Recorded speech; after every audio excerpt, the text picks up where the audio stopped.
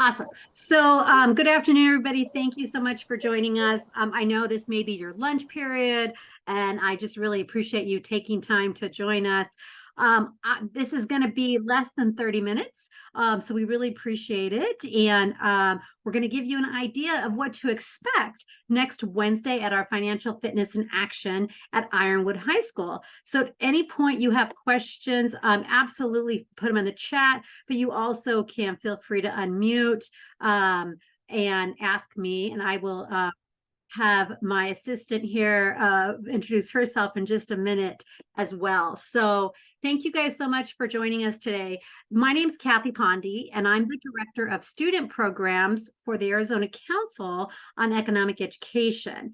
And this is a quick overview for volunteers that are going to be joining us next week on Wednesday for the Financial Fitness in Action at Ironwood High School. And I'm going to be giving you guys an idea of what you can expect that day, and give an opportunity to answer any questions. So thank you so much for joining us. So I'm the Director of Student Programs at the Arizona Council on Economic Education. And my role in the Financial Fitness in Action is that I facilitate the event during the day of. I communicate with the teacher and the school. We've created the materials and I keep them updated. And I'm really happy to have you guys here. If you'll want to put in the chat at this time your name, what organization you represent, and we'd love to know if you've joined us for one of the Financial Fitness in Action events before. And usually I have Monica Martinez, who is our Director of Operations at the Arizona Council on Economic Education. She's unable to join us, but we are so happy to have Summer Fawcett here, and she is going to be chairing the event from the volunteer standpoint next Wednesday. Summer, do you want to introduce yourself? Yes, good morning, everybody, or good afternoon almost. Summer Fawcett, and I've been with ACE for about 3 years now. Absolutely love it. The event was absolutely amazing. The last time I did it, I told them this is like my main go-to. Like, this is the event that makes you get all the feels. You get to talk to the kids, and you kind of just impart as much as you can with 1,000 kids, running around. But it's super, super fun. And I am with which stands for Fawcett Empowerment Economic Development.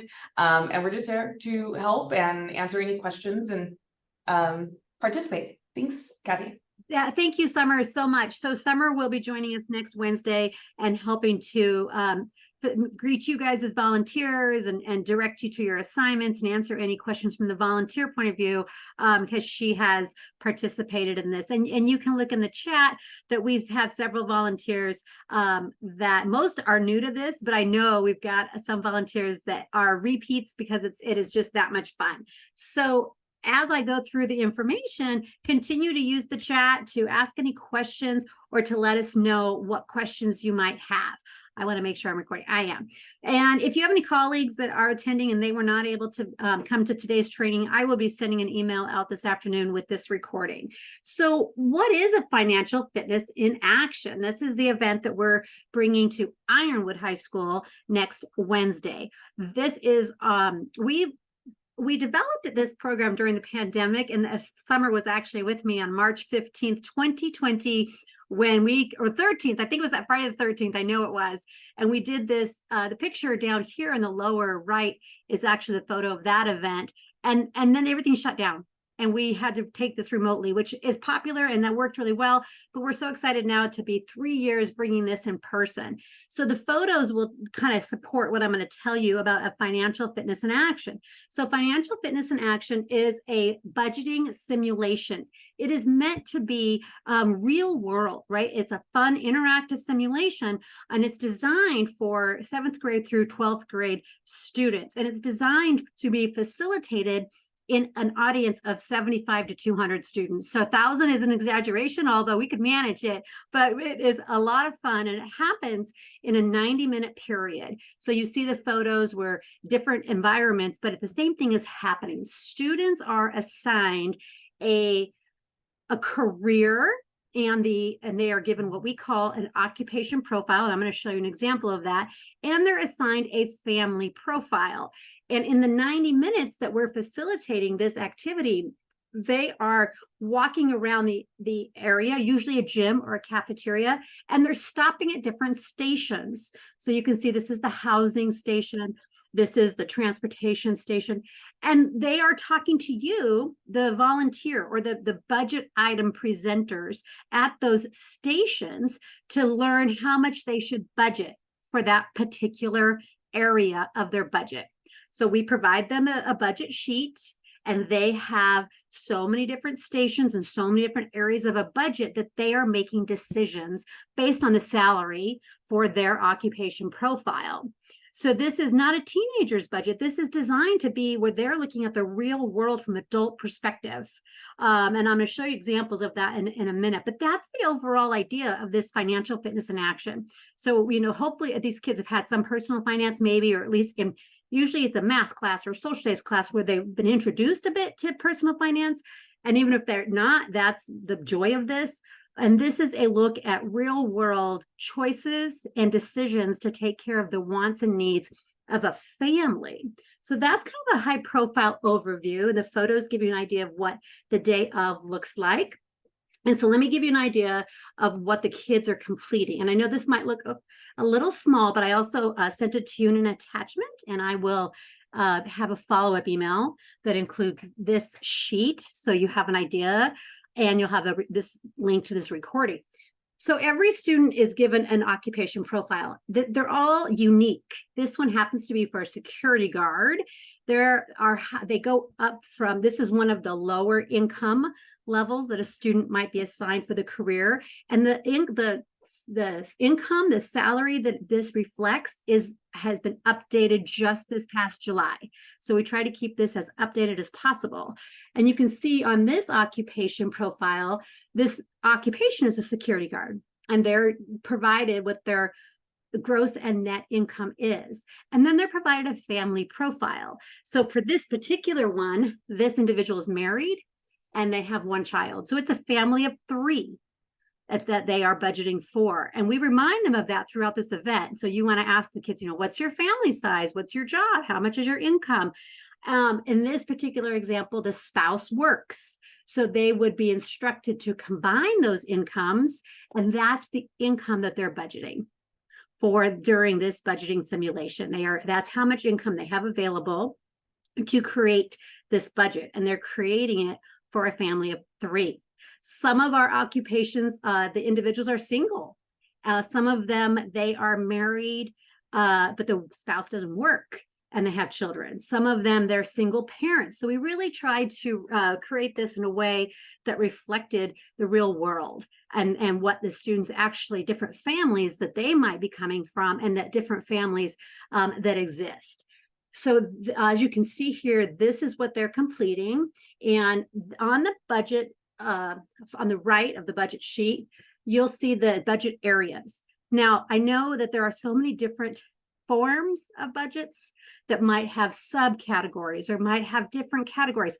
We wanted to keep this achievable in 90 minutes. We wanted to keep it where it was realistic, but it was simplistic enough that the kids could understand. So these are the 9 budget areas we have created for this particular simulation and this particular activity. So they will be budgeting for housing, homeowners cost, healthcare cost, grocery, transportation, auto insurance, internet and television services, entertainment, and cellular services. And in some of the materials that we have, you'll see what's included within those. So this is what they are working on during the 90 minutes. And I'll stop in just a second for questions. But again, if you have anything that is burning and you don't want to forget it, like I do, put it in the chat. So that's what the kids are doing during the event. We are at Ironwood High School next week. Ironwood is in Glendale, and the address is 6051 West Sweetwater Avenue. This event is unique in the sense that it is after school. So we are working with the athletic director to provide this for their student athletic programs. We did this at Cactus High School in August for their mostly it was their whole football program. So the student athletes were getting a taste of finances and money management. They were doing the same thing, but at Ironwood High School. So almost all the female athletes, and then some other, I think band members have been invited. So for Ironwood, it's an early release day. And then the kids will do this before they go to practice. So you'll have student athletes. So the schedule has been sent to you, but I'm just going to review it here. So we asked the volunteers to arrive by 12:30. You can arrive a little earlier than that, but I will tell you it is an early release and you may hit pickup traffic if you come too much earlier because the kids get out at 12:10. So you're welcome. Monica, Summer and I will be there about 12. You certainly can come before 12:30, but just keep in mind that much earlier than 12:20 and you'll probably hit some drop-off traffic. So if you have children and you have experienced pickup or drop-off, you have to be strategic about that. So you'll park in the front of the school and you do need to check into the office. Schools are really making sure they have a count of all the volunteers and guests on their campus. We will give you your table. You'll go set up your station in that large, like the pictures I showed you. So you'll be directed to what table or what station you're at. And then the kids come in at 1 and we do the activity from 1 to 2:30. It's very high energy and it's really a lot of fun. And then when the kids are dismissed, it takes us about 15-20 minutes to clean up. And if you can stay to help us, be great. If you really have to leave right at 2:30, we understand. I'm going to pause right now just for questions about logistics, because I will cover your assignment and how do you prepare? Any questions about logistics?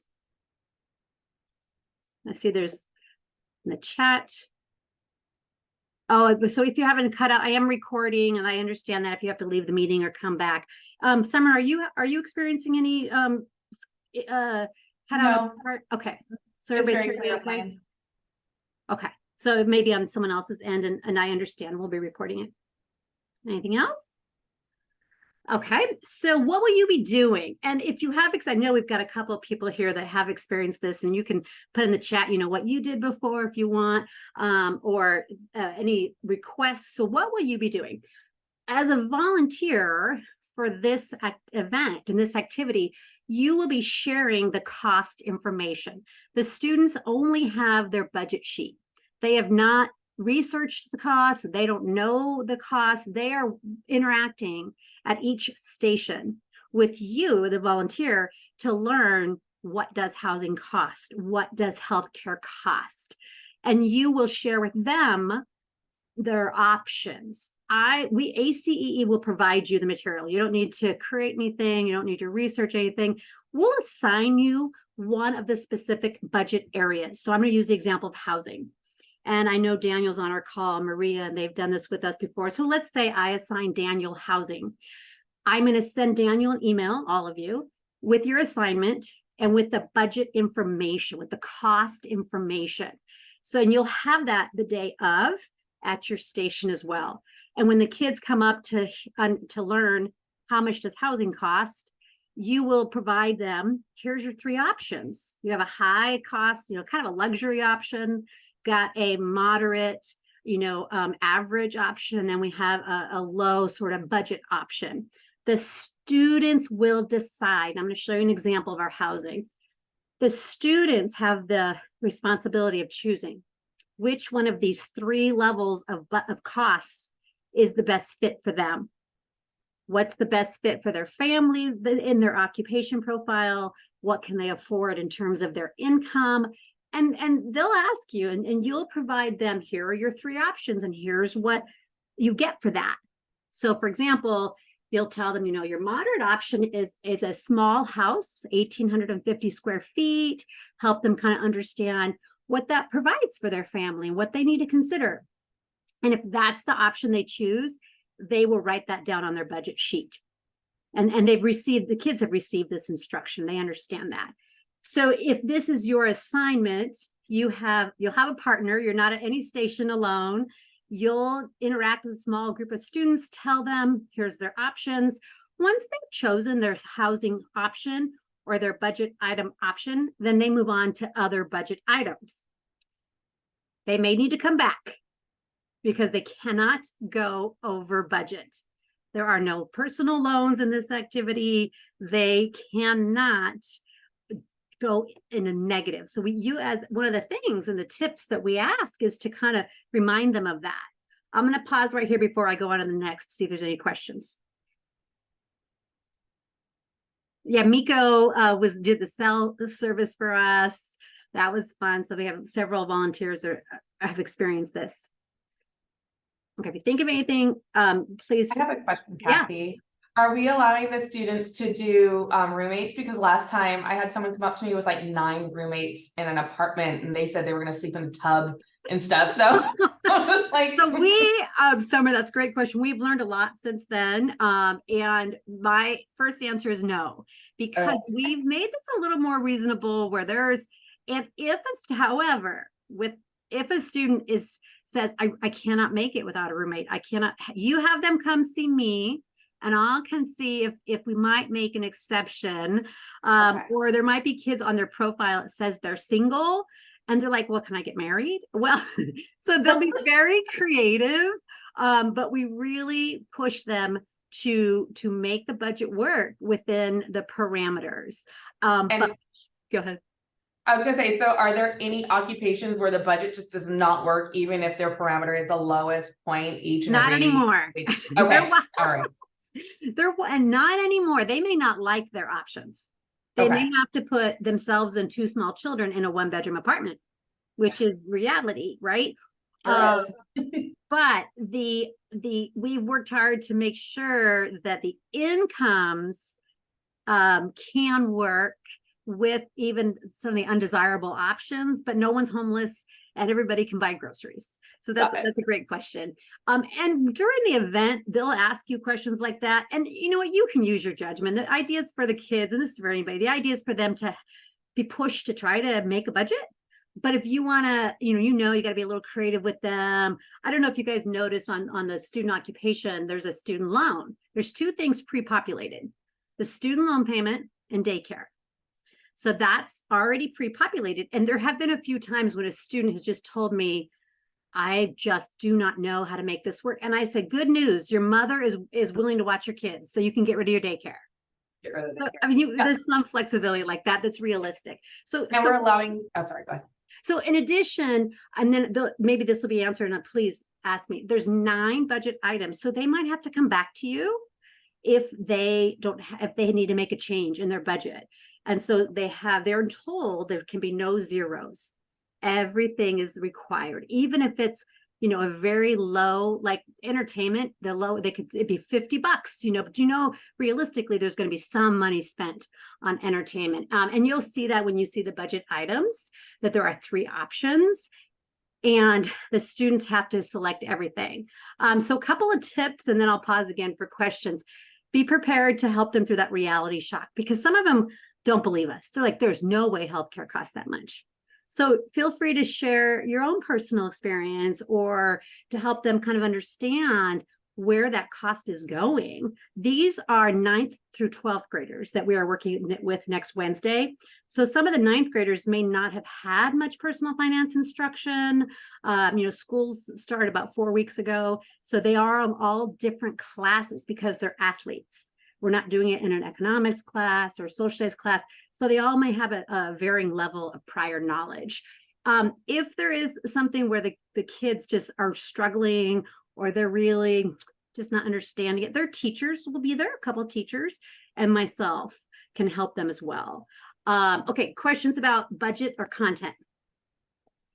Summer, you had another one? Yeah, I did have a question on that last budget. You don't have to go back, but you said that all of the daycare was pre-populated, even if it is a family of 3, 1 kid, 2 spouses, only 1 income. So does that, no matter what, the daycare is still there? Great question. No, we've really, again, there are some families that they have 2 kids, but they're 12 and 14. So there's no daycare.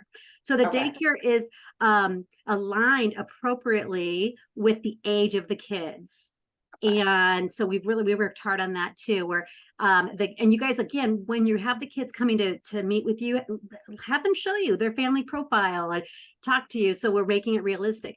And so like daycare, they might not have daycare if their kids are teenagers, but they certainly probably need to consider cell phones for everybody. So, and they need to consider Fine. groceries for 5. So that is something that we really depend on the volunteers to help the kids be realistic with. So good question. On the day of, it is, like I said, it is school is released. They've just gotten out of school and they're coming as an after school activity. So we encourage you to dress comfortably. It's very high energy. There's over 120 kids we're expecting, so it might be warm. We're in the cafeteria at Ironwood High School. So you're welcome to wear your company gear, logo, but I do encourage you to dress comfortably. I certainly will be wearing flat shoes, and you're welcome to do that. We want you to check into the front office, and then they'll direct you to the cafeteria where Summer and a student volunteer will check you in and assign you to your table, but you'll know your assignment either later today or tomorrow morning. You are welcome to bring company giveaways. So we know our friends from WAFED and Bank of America and Discover have brought pens, all kinds of creative things, little piggy banks. The most popular one was a little sticky bouncy ball that I had them put away till after the event. But you're welcome to bring swag and leave it at your table or give it away. Questions? So again, tips for success: review your assignment when I send it to you, arrive on time so we can get set up, and just engage with the kids. Really ask them about their occupation, kind of challenge them to make a decision that is appropriate. And they love that. Share your own personal stories with them.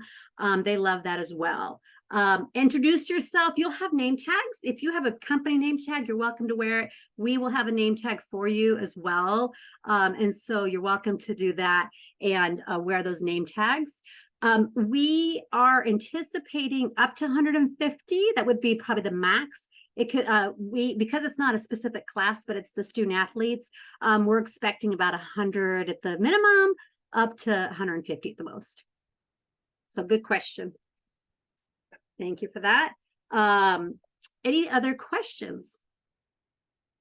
You can take pictures of your group. So as many of you are coming with other associates, you're welcome to include the students in the photo. We do have a photo release, but we will be posting student photos on social media, and that's where we can tag you and you can then share what we post.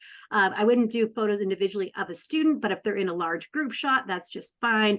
But we will have an opportunity for you to have photos with your team, and we certainly want to make sure that you guys get that shout out and can share those on your social media and tag us, share with us.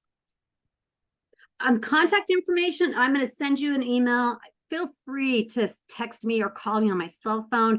I do respond quickly to email, but if it's the morning of, or you've got something that comes up, you're welcome to text me or to call me on that cell phone that's shown there. Kathy, can you hear me okay? Yeah. Okay. I guess my question was related to the worksheet here, the budget sheet. So as far as grocery, transportation and all that, I think you said we were going to have an idea of it at our table. But does that change based on how we interact with the students and, how many kids they have and that is a great question, and you will receive that in an email, but I'll use the example of grocery.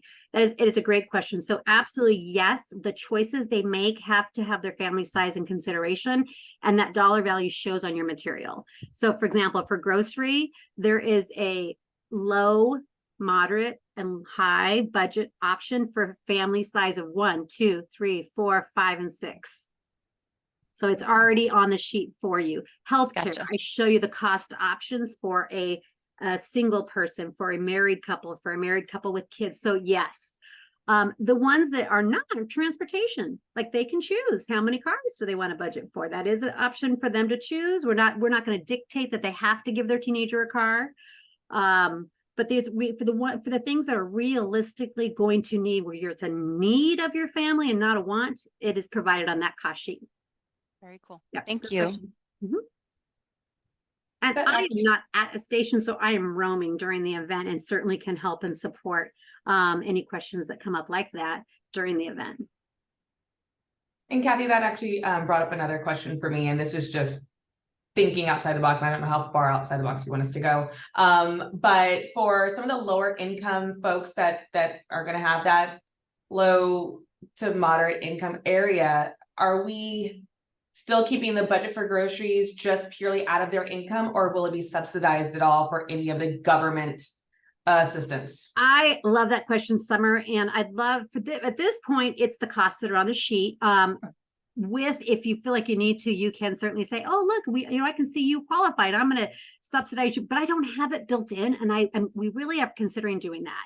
So I'd love input on that. After this event, we send you a survey and we love input. And if you have specific input, like you probably really should add food, the SNAP program or some kind of government subsidies, I'd love to hear that. It's not formally built in to the materials right now, but you can certainly help a kid out and say, I think you just received $400 support from your parents or from the federal government. Yeah, you can do that. Hey, Kathy, this is Maria. Looking forward to it. I don't have chat, so I can't put my info, but did it virtually. And I love Summer's suggestion, because one thing we need to help our teens understand is taxes and public support.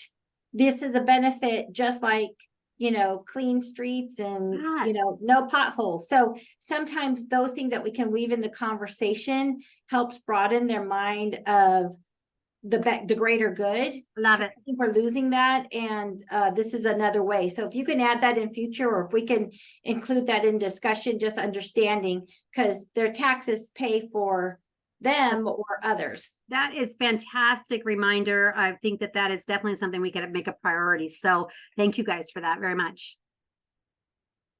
So Deanna had a question here that it says, you mentioned students cannot have any zeros. If they state they will ride their bike, that is an option on our transportation sheet. If they are single, right? Or if it depends on what housing they chose, because if they've chose a large house in the suburbs, that's not really an option for them because they work. So that's just conversational walk through with them. And if the kid's absolutely insisting on it, sure. But we just want them to think about those things. If they have a family of 5, it is unlikely. There's an option for them to use a car that's already paid off, but they have gas they have to pay for and car insurance. So there could be a few students that choose an apartment that are single that they're going to use their bike. So that is definitely an option if it aligns with their profile. Good question. I'm going to stop recording, but I certainly can answer any other questions.